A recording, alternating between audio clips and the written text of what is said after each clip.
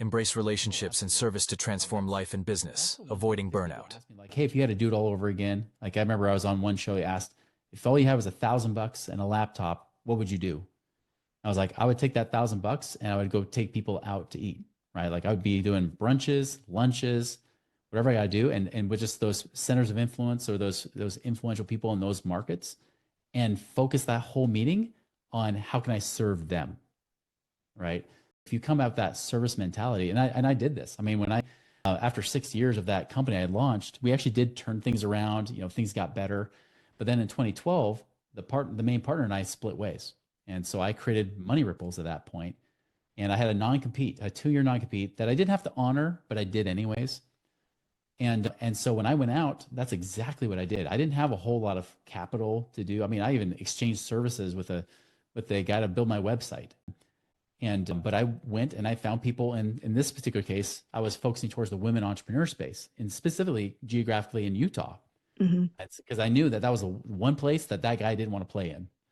So I went in that women entrepreneur space, and I started meeting with different people that were in that, that were influencers or people that at least were well known, and I would just get to know them and try to find out like what is it that they need. Could I, you know, impart some kind of wisdom, if I had any, for them, or could I connect them with somebody that might be valuable for them? And I just did that for a few months.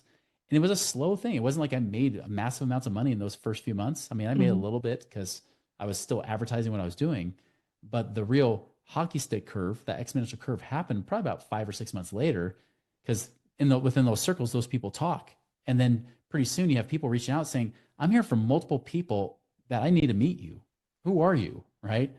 Right. And even though I was like the new kid on the block, plus I stood out being a guy in a women's world, that didn't hurt either.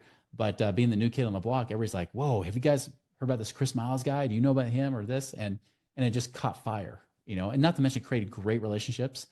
And I wish I had done that before, because when I was going through my first financial hardship, I was doing the opposite. I was actually closing off from relationships. I was suffering silently because I didn't want my scarcity to rub off on people, right? I didn't want to put my problems on other people. And it's not like I had to, but I was just so, really just so cut off, Hmm. in a sense. It's just like, if I just figure my stuff out, once things are better, then I'll open up, then I'll be social.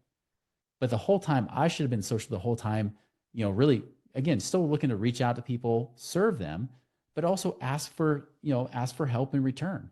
Hmm.